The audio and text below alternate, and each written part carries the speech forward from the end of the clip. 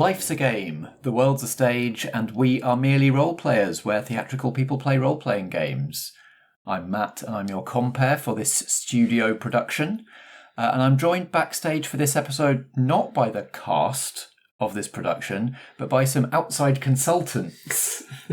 Can you introduce yourselves, please, outside consultants? Yep, I'll go first. I'm Richard Boothman. I'm Matt's dad, as well as being an outside consultant. And I suppose you'd call me a subject matter expert in climate change and other environmental issues, having worked for the Open University for 20 years as an associate lecturer on these subjects, and subsequently developing my own courses and our own courses, not my own courses, about climate change and other issues. And I'm Karen. I'm Matt's mum.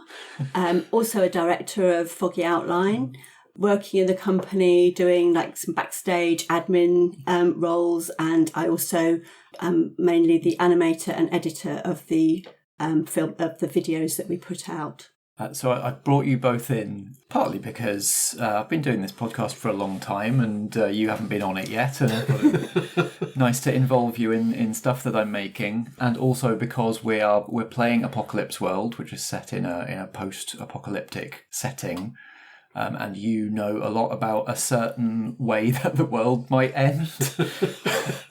So I thought I'd bring you in to make the setting a bit more realistic. Yeah, I think it's an interesting one, isn't it, about this idea of the world ending. I think, lots and lots of people talk about the world ending. The world won't end. The world will carry on. What may end, and what may possibly end, is humans' occupation of the world, because we will almost certainly go, if there is any history after we're here, we'll go down in history as the only species to understand the damage we're causing, to carry on doing it and not make any effort to stop doing it, and therefore could be the architects of our own destruction. Sorry, bit of a gloomy note to start things. Don't apologise, because I think a lot of the communication about this, we want to be more hopeful, and it helps to be hopeful, right, to get people to take the right kind of action. But this might even be a freeing conversation, because we're creating a setting for a horrible fallen world that's bad to live in, so we can dwell on the absolute worst case scenario. Okay. That gives us license, doesn't it? It really does. You can live out all your worst fears and lay them on the table. Yeah, we say a lot like, don't do the doom mongering, no more doom scrolling. Doom monger as much as you like today. Good point. Yeah, revel in the doom mongering for the next hour, and then we'll go back to being hopeful after that. So we're telling a story in a post-apocalyptic setting. We're not the first ones to do that, although I hope that we'll stand out a bit by trying to make it an extrapolation of our real world, rather than saying, what if there was a nuclear apocalypse, or what if plants took over, or any of the slightly more outlandish versions of the apocalypse fiction's done. But are you familiar with much post-apocalypse fiction in books, films, TV, anything like that? More than probably I'm aware of, just thinking about it off the top of my head. I mean, when asked the question, I generally think about the one where I can never remember which film it's called. I don't think it's Independence Day or one of those, but it's where there was a meteorite going to hit the Earth. Oh yes, and it does in the end, and it's not it's not one with a happy ending, because things do end up. Deep Impact. Is it Deep Impact? There were two asteroid movies in about the same year, and it was Armageddon where it doesn't hit us, and Deep Impact where it does. Okay, it must be Deep Impact then. That's which I thought was actually quite a good movie, but it's a long time since I watched it, so it may not be that good.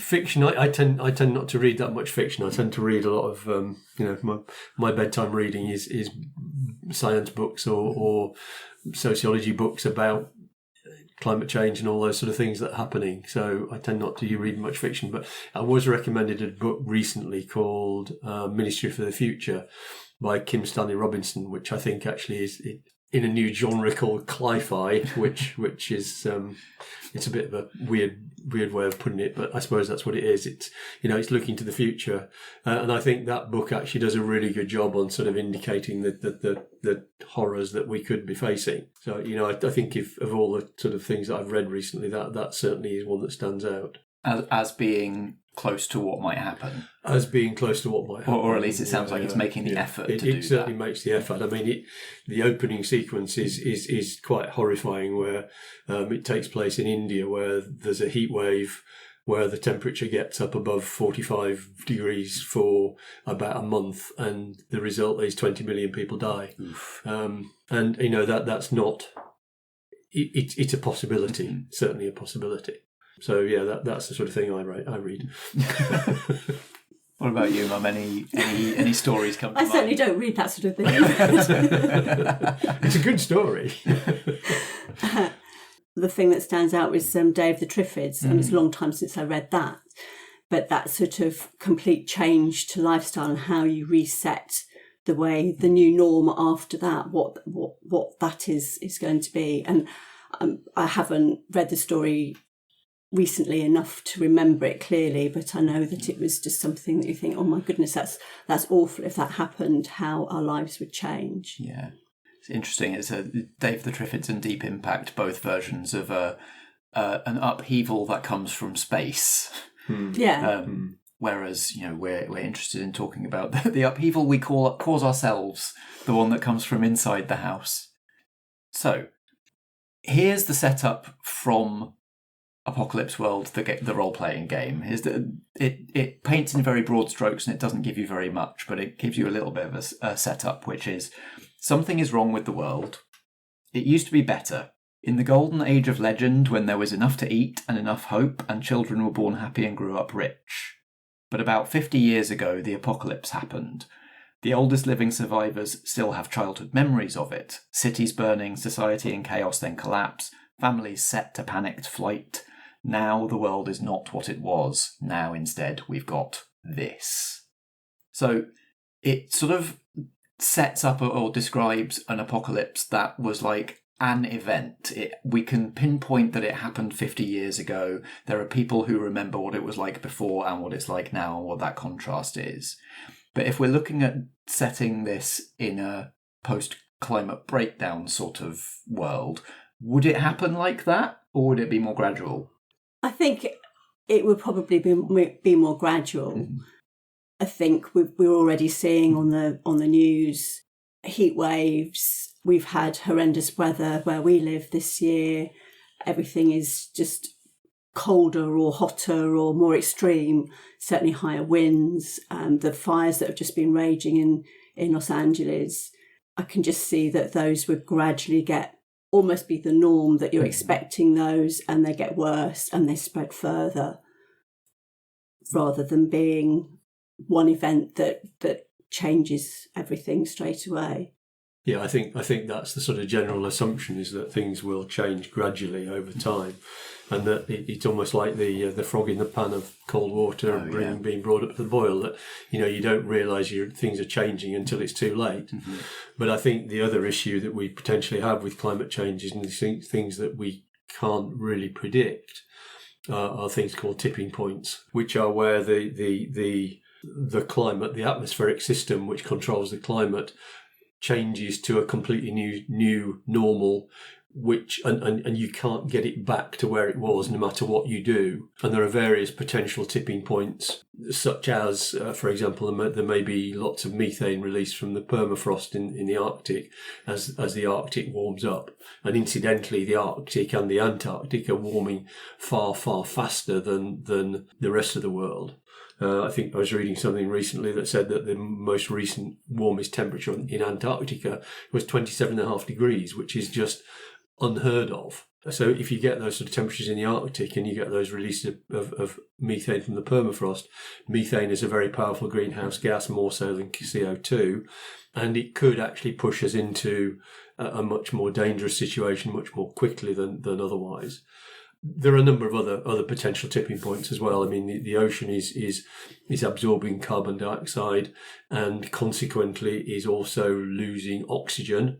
And as it loses oxygen, it loses the ability for lots and lots of animals in the ocean to survive.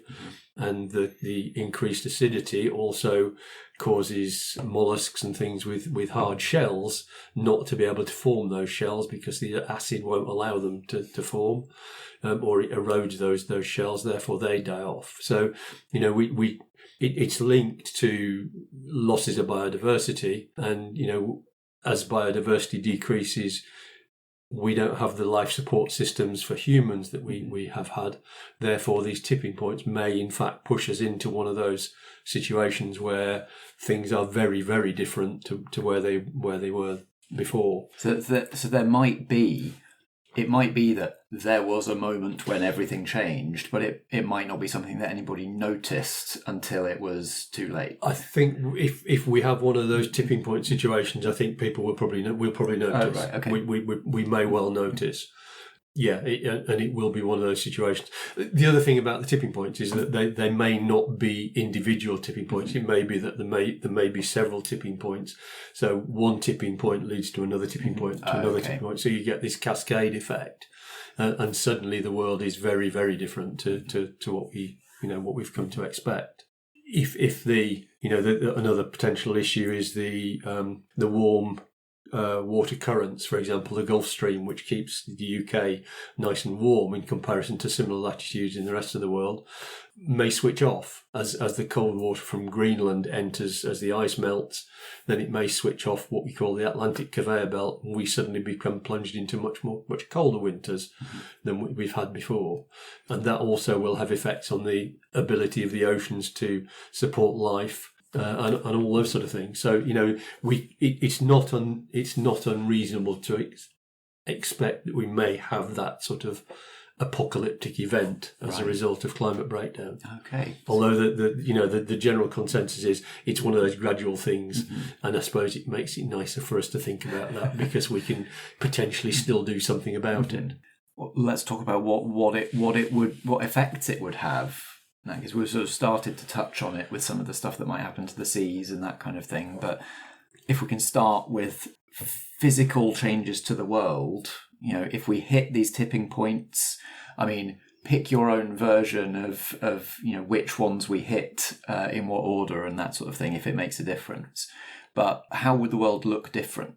Well, you'd have sea level rise, wouldn't you? So the land mass would look different. There'd be less land for people to live on and survive on. So that's one effect of sea ice melting. Yeah, it's a very simple one, is that with the current temperatures we've got, we could be expecting up to 1 metre sea level rise. If we have one of these tipping point events, if the ice cap in Greenland collapses, for example, we could end up with sea level rises of 50 metres. And even a rise of 1 metre is going to inundate cities like London, Liverpool, New York, San Francisco, Shanghai, Dakar in Bangladesh. They're going to be underwater. And when you think how many people are actually living in those cities, where do they go to? And we've got to move all of those people onto much more smaller pieces of ground physically. So yeah, that's a really good starting point in terms of how things are going to change. The seas, won't support the life that they have done up till now. Therefore, we won't be able to fish in the seas because there'll be nothing left for us to fish. Therefore, and I don't know what proportion is, but there's certainly a large proportion of the world's population who rely upon marine life for their sustenance. What happens to those people? As the temperatures change, as the temperatures get hotter, whole areas of around the equator become uninhabitable. And therefore people will have to move. Those people that live in that area have to move north or south, which puts additional pressures on other people moving forward. So it could well be that some of those pressures lead not to a natural apocalypse, but force an armed response to them.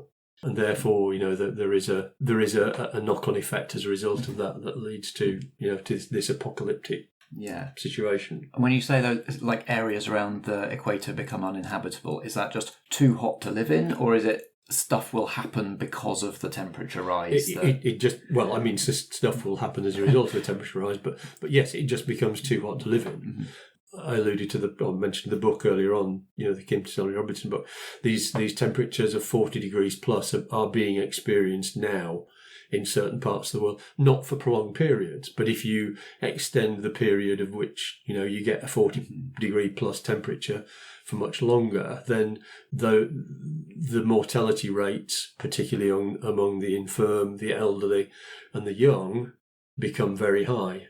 And you see those sort of numbers of people dying. Even in the UK, for example, we have the 2022, and forgive me if I get these numbers wrong, but the 2022 heat wave led to excess 40,000 deaths, I believe. I don't know why it always seems to be 40,000, seems to be the number. No. But, because I think a few years ago in France there was one which said, 40,000 extra deaths. Well, why is it always 40,000? But there will be extra people dying who shouldn't die otherwise because of those extreme temperatures. Yeah, and if that's the mortality for an anomalous day of 40 degrees, then correct. If the equator just becomes 40 degrees flat, that's just what it is.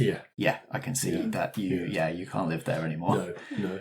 But then you've got the other thing with dealing with those 40,000 bodies, and if the infrastructure's broken down, how do you deal with those? And then you get pestilence and disease and all sorts of knock-on effects of not dealing with that, not having proper sanitation. So there's going to be deaths through that, maybe not directly through the increased temperature, but through the lack of being able to deal with the consequences of that. So, like looking back at some of the sort of the pulp stories in this genre, we've got like Mad Max is like the very dry apocalypse where everything's desert, and then Waterworld is the very, very wet apocalypse where there's no land left at all and the seas have risen that much. Are we going to get both. Like a balance between both? Yeah, we'll get both. Yeah. There will be more water around, and therefore there will be less land. The land that we have got in a lot of places will become very dry, desert-like. We will, humans, if humans are going to survive, then we will be forced into much smaller areas. There will be a lot fewer of us because those smaller areas won't be able to support the crops that we need to grow to feed everybody. Those sort of things, that sort of competition generally leads to armed conflict because we seem to resort to armed conflict before we resort to anything else. So maybe it's our time. Well, that's an interesting one to come on to because we're speculating and we're talking about sort of where the world might be going, but we're also coming up with a setting to play a game in, and one of the features of that setting is there do still need to be people around, otherwise we won't have a story. We'll just have some descriptions of a scorched earth. So how much can the world actually change and there still be at least some parts of it where humans can live? Or I'm wondering whether it might also be dramatic to sort of set a story at a time when the whole world will soon become completely uninhabitable, but we're just sort of not quite there yet. Like we're at the last pockets, maybe the last generation that will actually be able to live. Yeah, that certainly. We're not talking about the end of the world. We certainly could be talking about the end of humanity. But as things get worse and worse, then the humans that are left will be concentrated into smaller and smaller pockets of land, and there will be increasing competition for those pockets of land, and therefore there will be armed conflict of some sort between different warring factions, tribes, however you like to see it panning out. If we don't do anything to stem climate breakdown, the likelihood is that even after we get to that situation where we haven't got this industrial situation where we're still pumping out carbon dioxide, we may well have got to a situation where we get a runaway change in the atmosphere, in the atmospheric systems, as we've seen in the past. And therefore, over a period of time, the Earth does become completely uninhabitable and humans as a species die out, as many other species have died out in the past. I was about to say something about, there's a point where we sort of disrupt or break the natural homeostasis, things sort of reaching their equilibrium, but actually it's more like there reaches a point where the only way for the world to get back to homeostasis and equilibrium is for us not to be there, or like we become victims of that homeostasis process. Yeah, we do. We humans as a species won't be able to survive in those chains. Or let's say we won't be able to survive as the species we currently recognise. It may be that we evolve and develop in different ways and become something different. But you and I sitting around this table, or the three of us sitting around this table, is not a situation which I can foresee happening in those circumstances. We'll be fighting for everything we can get. But we've also got to remember that humans are also ingenious. With the only species on the earth to have developed a civilization, if you can call it civilization, of the extent that we've currently got. So, there may be adaptations and things that we can undertake. There may be pockets of science and knowledge and learning left that will help us to develop in different ways. So, that's an interesting way of looking at it. I think the idea of us going to another planet is completely fallacious. We don't have the time, we don't have the technology at the moment. We don't really have the money to be able to do it. And we don't know where we would go either. And we don't know where we would go. The idea of terraforming Mars is just pie in the sky. So, I think that sort of post-apocalyptic thing is not going to happen. We have to make do with what we've got here in whatever form it ends up being. I think there'll also be a need to relearn basic skills. I think a lot of us we depend on going to the supermarket to buy our food. We buy our clothes. We don't create our clothes. There's going to be some sort of, the people now who can actually grow things and make things are going to be more powerful, probably because they've got the skills then to recreate any civilization that's there, if there is any survival, because we're not going to have the industry and the remoteness of food production and our basic needs. And we're probably not going to have technology either. We've just had 3 days of no boiler working, and it makes you realise how quickly you have to readapt or learn to live without modern comforts. Yeah. And then we knew that was coming back on stream very soon. If it's not coming back, then how do you adjust to that? How do you adjust? You knew there was a person you could call to fix it. Yeah. And you didn't have to go on a 5-day quest to find the person in the next and no YouTube to over. Suddenly look up to find out how to fix it. Well, we're starting to get into sort of the social side of like what will civilization look, what could civilization look like. So we're touched on sort of like warring factions, potentially quite a lot more armed conflict. We've touched on commerce is not going to look like it does today, and the way we get our stuff, whether that's our food, clothes, commodities, etc. So can we do some wild speculation? Will we? What might be recognisable, if anything, from today still, and what would be sort of completely far out? Would there be anything like a modern country still, or modern nation, or a modern company, or is all of that stuff going to completely transform? Interesting questions.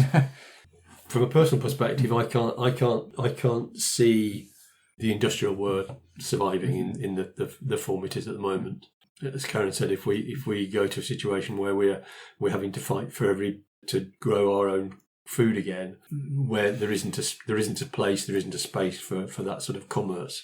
In terms of countries, then the physical countries that we have at the moment will have changed beyond recognition anyway. With if you get 50 metre sea level rise, then physically the land form will look very different, and I suspect we will not have the countries we've got. There will still be communities, I guess, depending on how you define community. But I guess in groups and out groups, always form in whatever situation you're in, right? But it will be almost. I suspect it will probably almost go back to being tribal. You could argue that that's what we're doing at the moment anyway, in terms of our, the way our countries are set up. But, it will become much more about tribes and who can survive together and who can organise best together within a landmass which might have been called the United Kingdom, or might have been called England, or might have been called the United States at one point, rather than it being the city, the countries that we currently recognise, the political systems we currently recognise. Political systems are probably going to be one of the first things which collapse, because they're fragile and they're built on consensus. And once that sort of consensus breaks down, once we recognise that politicians can't stop these things from happening, they become irrelevant. Or we blame them for them. Or we blame them for what's happening. They become irrelevant, and therefore political systems break down, and we end up with something which is more tribal.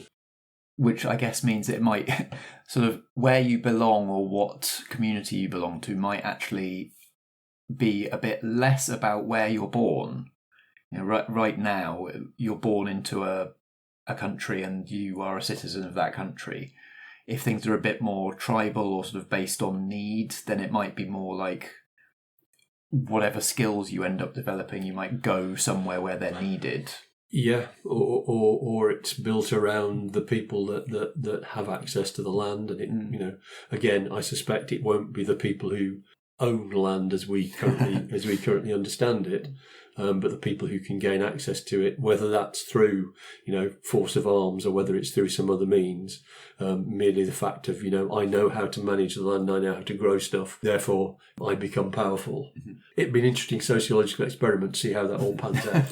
Unfortunately, I won't be here to see it. But I'm sometimes asked why do I keep doing this now? The answer is because I don't want you, Matt, and your brother and any offspring that you might have, or our nieces and nephews, or whatever they happen to be, to grow up in that sort of world. But we're not doing enough at the moment to stop that happening. Being brutal about it, it won't affect Karen and I, because even in the best of circumstances, we've probably got only another 40 years left.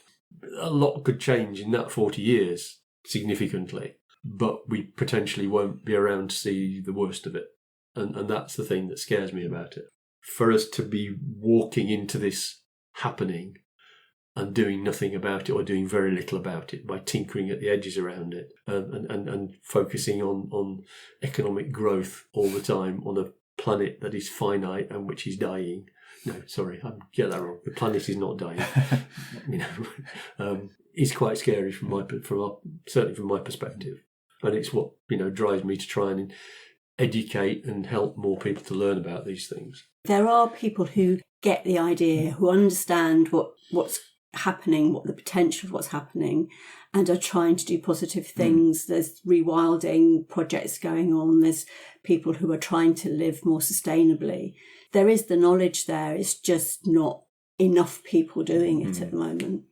And that was interesting, the idea of control of territory to some extent maybe being about knowing how to make best use of it, or to sort of get something out of the land. Some of that might be sort of hoarding forgotten knowledge from our time, but there's also the possibilities of sort of finding new and different, we were talking about rewilding, like finding new and different ways of learning how to live with certain biomes and bits of land. Yeah, there will be that. I mean, we could be looking at a situation where farmers become powerful again, which would be quite interesting. but even farmers will have to relearn things because the land and the climate won't be as they've known it. So it may be that people who allotmenteers may be the people who will come to inherit the earth rather than farmers or very rich oligarchs. That's right, because we'll still need a mixed diet, won't we? And if farmers can grow wheat, that's great. We can have bread and we can have wheat products, but we can't have the vegetables and meat that we need. We may not be able to eat meat. We're talking about possibility of armed conflict. Not nice to think about, but sort of serves a purpose in a story and in a game about sort of creating things for people to respond to. And it's kind of a staple of the post-apocalyptic genre that people are fighting over scarcer and scarcer resources. So we've talked about land, obviously will be scarcer because of sea levels rising. We've touched on the idea of like food. Certain types of crops are going to be a lot more scarce just because there's going to be less and less land that can support that kind of crop, and fewer people who know how to do it, or who are able to work out how to do it in the new temperatures and new acidities and things like that. Is there anything else that comes to mind that would be like something coveted that people would be fighting over? Water will be. Yeah, I was going to say the same. So water. Water will be an issue again.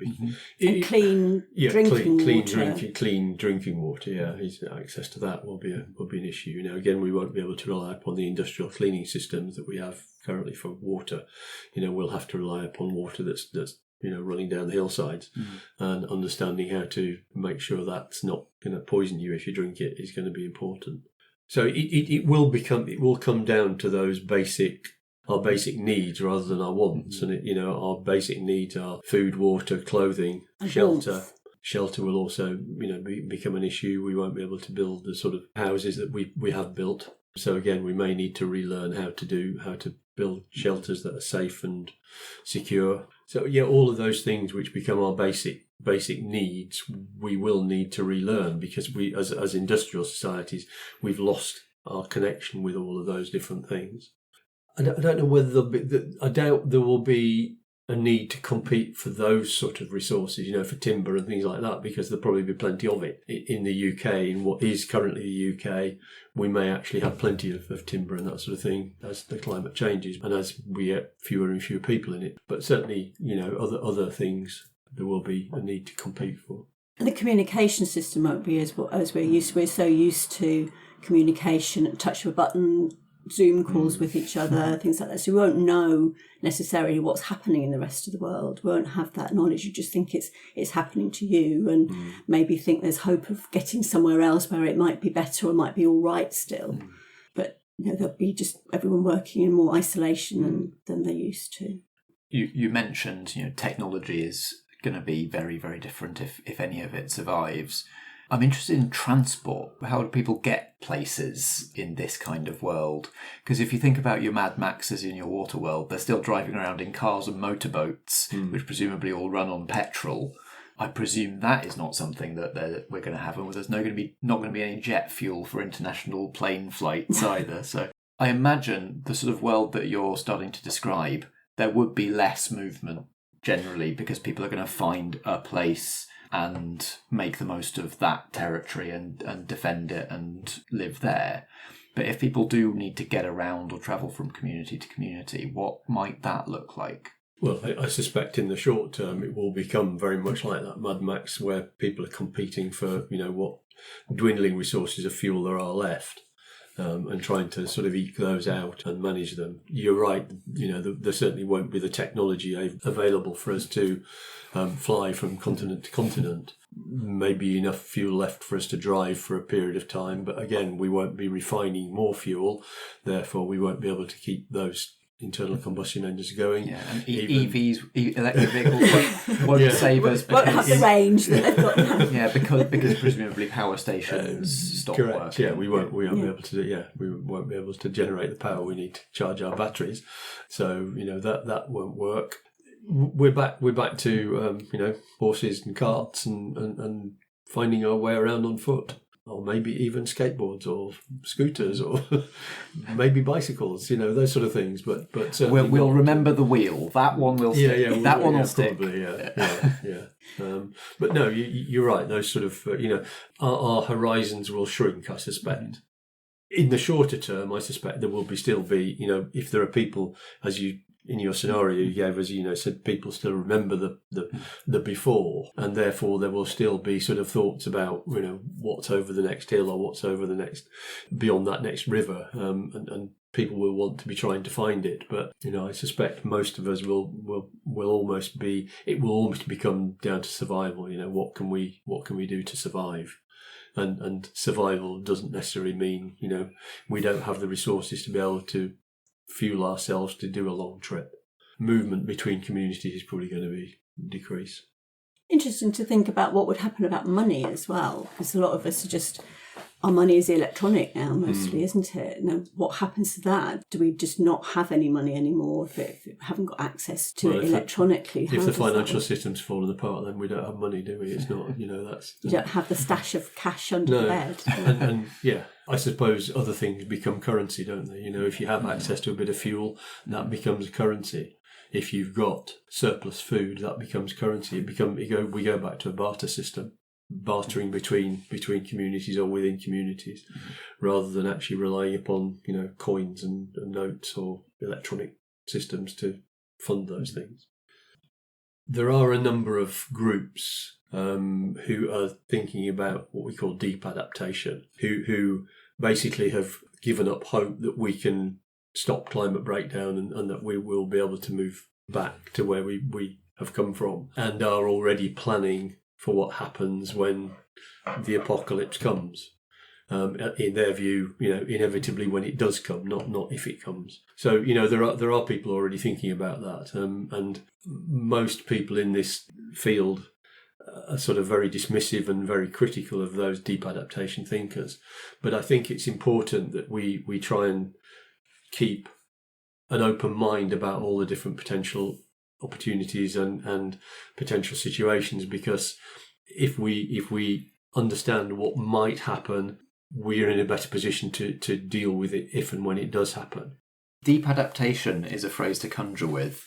You were talking about this is slightly fringy, but what actually does it look like? It is about the sort of thing that you read about in some of these weird science fiction books. Is about people that are thinking about how to develop off-grid communities that don't touch upon the natural on the technological world as we see it at the moment. Sort of start living now as we're going to have to. We will have to live in the future. I presume pick your site about where you're going to live, where you're going to set that community up. Interestingly, you juxtapose that with the very, very rich elites, the multi-millionaires who are also thinking about the same thing and buying up their plot of New Zealand, right, and building themselves a deep cavern where they and their families can go and live and see out the apocalypse.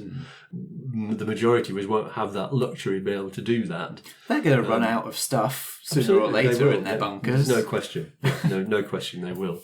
And their money won't buy them.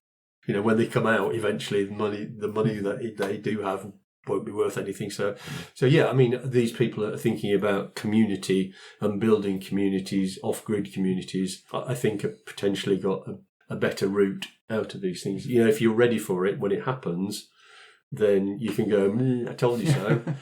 But we're ready, even if you're not. Being ready puts us in a position of power, I guess. And how elite are those groups in themselves? Could we join them? Could anyone join them? Do you buy into them? Do you set up your own group? Well, I think there are people setting up their own groups. It's more a thinking at the moment. I don't know. There may well be people who are actually doing it physically.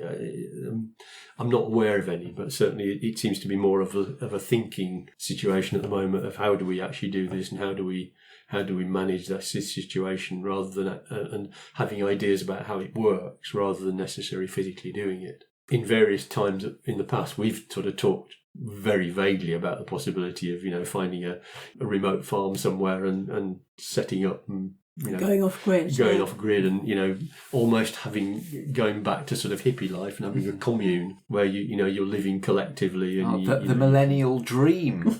Well, potentially, yeah. Live in a big house with all your university friends. Yeah. As long as they've all got different skills, you're all right, aren't you? Yeah. As long as you're not they've all come from the same course, you're a bit... We're gonna vet you. Vet you for useful post-apocalyptic skills. Yeah, that's right. Are you nurturing? Can you look after children? Can you dig the ground? Can you chop wood? Can you all those can you sort of fix things? Yeah, that's right. Can you fix things? Yeah, yeah. I think one of the other things which is quite interesting and which it sort of resonates with some stuff I've been reading recently. Michael Mann wrote a book relatively recently called Our Fragile Moment.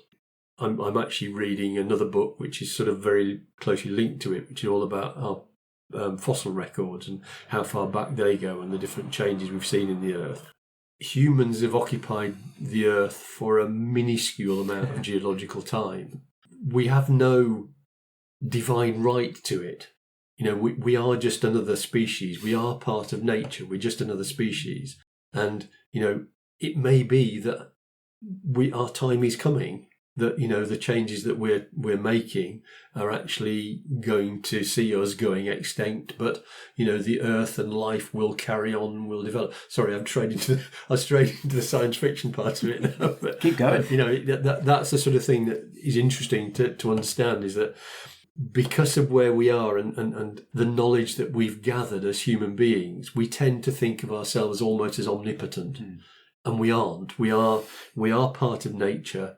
We can't do anything without relying upon nature, no matter how far we become technologically advanced. All of the things that we use, the computer you're looking at now, the microphone we're using for this, all of those things have come from nature in some way, shape or form. And without nature, we can't survive. We could well be just a relatively small blip on the geological record of the Earth. And who knows what might develop as a result of what we've done and, what might happen in the future, in the next million years. We've got a very small time horizon as human beings. We tend to think in human lifespans and think it's a long time. It's not. In terms of geological life, it is the blink of an eye. And the Earth may well have another 3.5 billion years of life before it's burnt up by the sun. Who knows what sort of life might evolve on the planet in this intervening period. It would be fantastic to be able to go and see it. Wouldn't it be great to be able to time travel and see what happens in the next 100,000 years? Pop open a window. Yeah, that would be just amazing. Unfortunately, we're not going to be able to. We just have to use our imaginations. Yeah, exactly. But that's interesting, isn't it? Because I don't think we can imagine the sort of changes that might happen if we suddenly been placed on the Earth 3.5 billion years ago. We could not imagine human beings arriving in another 3.5 billion years. Do you see what I mean? So for us to be able to imagine what might happen in another 3.5 billion years it's completely beyond our comprehension. We just have no idea of what might occur. So, that's exciting to me, but I'm a nerd. That's fun. Yeah, it's fun to think about. Yeah, and it almost sort of loops back around to being hopeful again. It does, yeah. To some extent, it does, yeah. Because the Earth will continue. I'm really scared for the things that you and the next generation that follow you might have to contend with. You're approaching that really, really difficult time. And I'm as one of the golden generation, I'm really sorry. We've had everything. We've taken everything from the Earth without thinking about the consequences. And I'm sorry, your generation and the next generation after you are going to be the ones who'll have to pick up the pieces and clean up after us. We'll do our best. Let's end this by crashing this conversation completely off-piste through the barriers. I have been wanting to play Apocalypse World with the group with Merely Role Players for ages, because we play a lot of games that are directly influenced by it. Any game we've played that is powered by the apocalypse is literally powered by this game.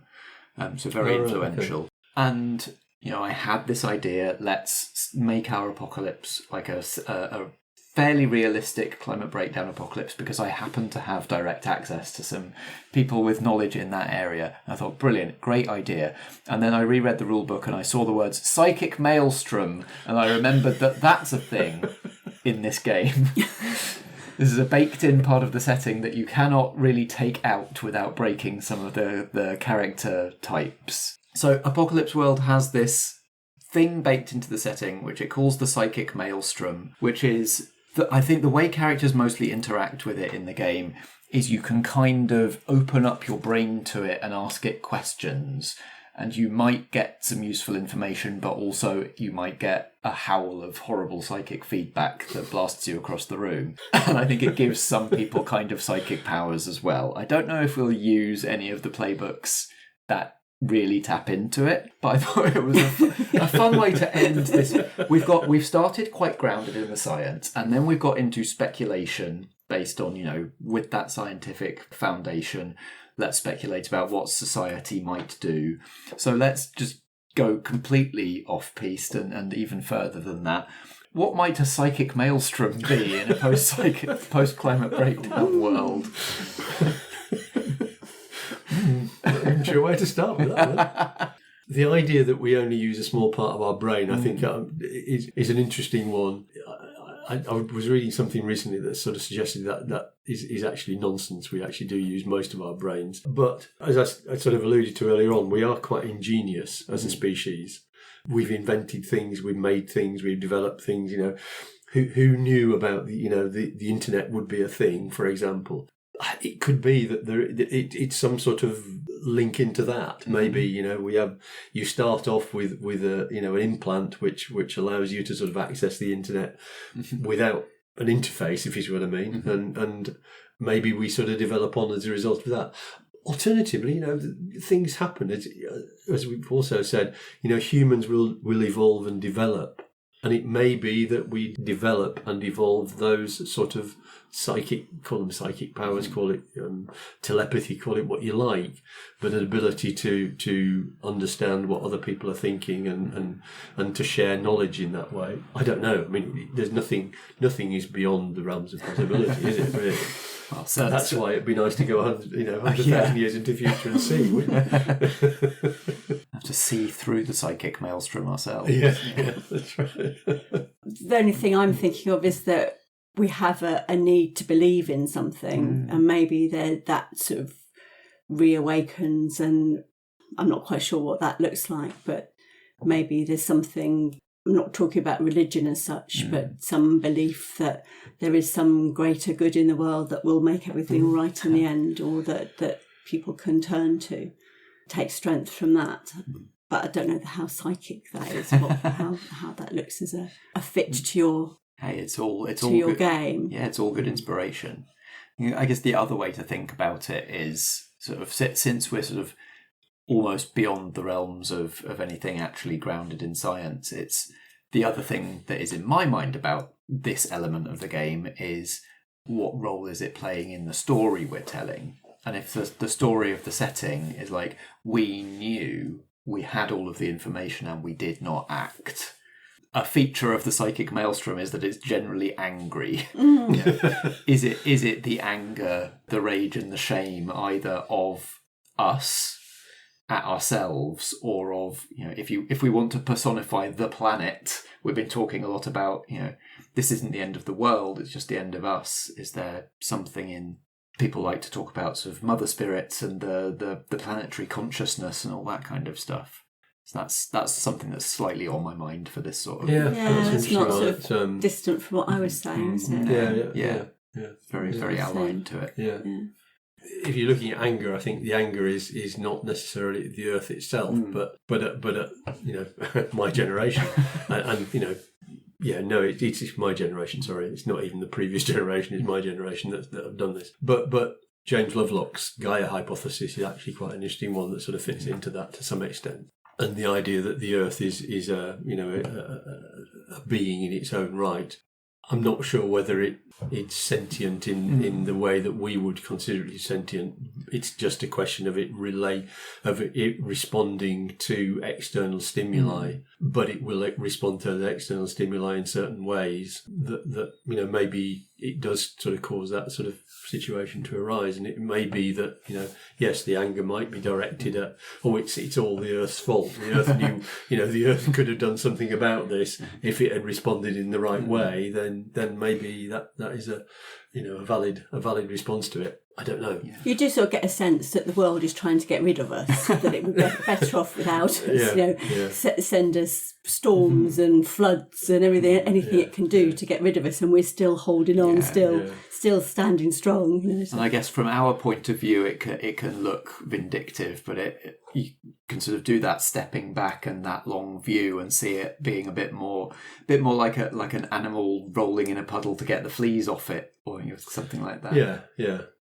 Yeah, it's interesting. It's I'm skeptical of the kind of the Earth is a sentient being sort of stuff, but I think it's interesting to think of it as an organism, just in terms of sort of understanding how stimuli affect the world and that kind of thing, and that kind of holistic thinking, rather than thinking about, let's look at the oceans and the land masses separately, let's look at all the countries separately.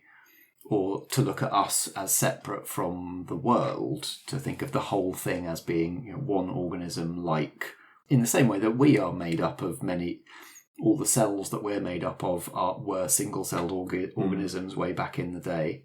It's an interesting way of thinking about it, even if it's not, strictly speaking, scientifically true. But that also sort of resonates with the idea of what's happening at the moment, because we've been talking about climate breakdown. I've sort of linked it to some extent to loss of species. We have this horrible phrase at the moment, or horrible word at the moment, which I really don't like, called polycrisis, which is where we've got multiple crises that are all coming together. Climate breakdown is one of them, but you can't take climate breakdown without thinking about loss of species, ecological breakdown. You can't think about it without thinking about societal breakdown, and you can't think about it without thinking about lack of equality and those sort of things. So, all of these things are all crises that are coming together.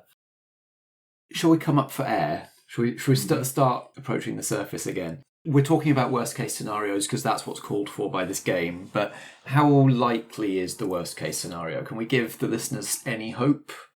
You can only go with what you're seeing at the moment, and the thing that gives me hope is that there are an increasing number of people who understand what's going on and that are trying to do something about it. I think we're approaching another tipping point, which is that societal tipping point where the majority of people in society recognise and want to do enough about this to be able to force those in power to do something. And in my brighter moments, that's sort of where I'm looking. This discussion sort of has pointed in the direction of the worst case scenarios, and unfortunately, I in my darker times I do despair of humanity ever sort of coming together enough to really do the things that we need to do to get us over this. We do have the solutions. We don't have to find new solutions for it. We have all the solutions to do this. What we don't seem to have is the political or the political will to be able to take those steps to get from where we are now to be able to do the things that we need to do to stop this potential situation happening. To make this a priority over other things that governments want to Correct. be doing. Yeah, this polycrisis. Yeah, we have to tackle all of those things together. A lot of them, a lot of the stuff is in our grasp as individuals, but the amount of difference that the three of us can make in our households, individuals can make is actually quite small when you look at the sort of damage that is still being caused by Shell and BP and the other fossil fuel companies and the other chemical companies, and the amount of plastic we're chucking into the system, which is getting into. It's been found in our bloodstreams, in our brains, in placentas, that sort of thing. We have the opportunity to stop these things happening, but we just need to take those steps to do something to get us to that situation. And say in my darker times, I look at that and think, this apocalyptic scenario we just outlined is damn right it's going to happen. Well, if the audience is interested to know more, where can they find out more about what climate breakdown is and why it's happening and how all the mechanisms and things behind it? Funnily enough, that's the thing that we do in our day job. In our part of Foggy Outline, we put together courses which help people to understand about climate breakdown and what we can do about it. That's basically, it's one of the places you can go.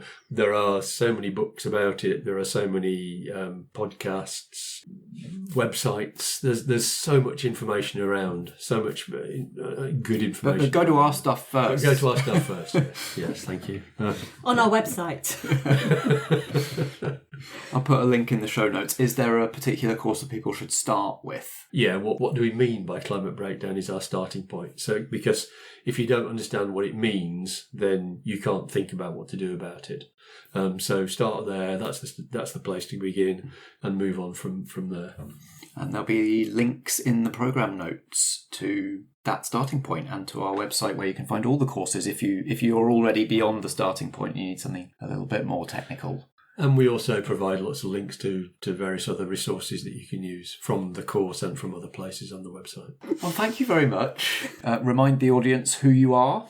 And are there any places other than the Foggy Outline website? Are there places online that people can find you if they're interested in hearing more? Yes, I'm Karen, and We have most of our courses are listed on Udemy, on the academic website. Go in and follow the links, do the search, and you can find our courses on there. We've also got lots of short information videos on YouTube. If you go and find Foggy Outline on YouTube, you can find information there as well. On the website, we also do a number of blog posts, and again, I try and if I'm doing a blog post, I generally try and make sure that there are links to other resources that you might need as a result of it. I'm Richard, and I am the subject matter expert, I guess, in relation to the climate breakdown part of the business. Well, thank you both so much for joining me. Did you have fun? Yeah. Yes. No, it is fun, and it's interesting to sort of think. It's almost like license to think the unthinkable for a change, and not to sort of row back from that. That potential doomsday scenario. Well, part of why I wanted to do this recording was to inform the game, but then also I thought it might just be a nice opportunity to wind you up and let you off the leash. That certainly happened. I think it's been really interesting, and I can't wait for the players to find out what you've let them in for. Yeah, good luck to them.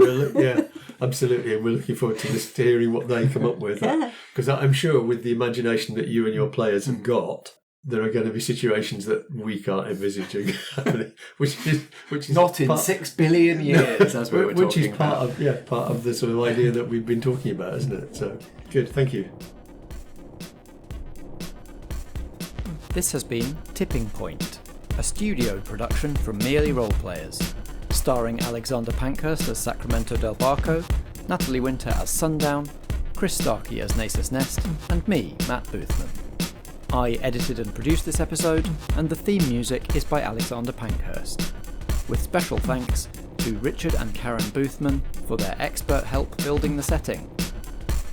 We were playing Apocalypse World 2nd Edition by Vincent D. Baker and Magay Baker, with added design by Josh Savoy.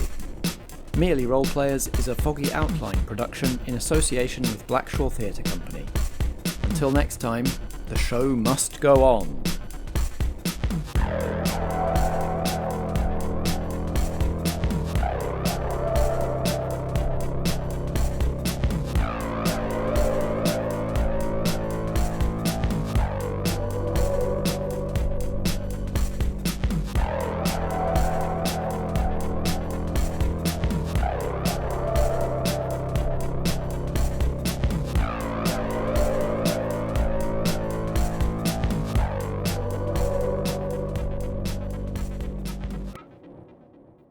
Anything else to add?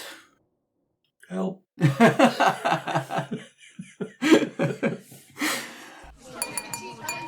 Foggy Outline.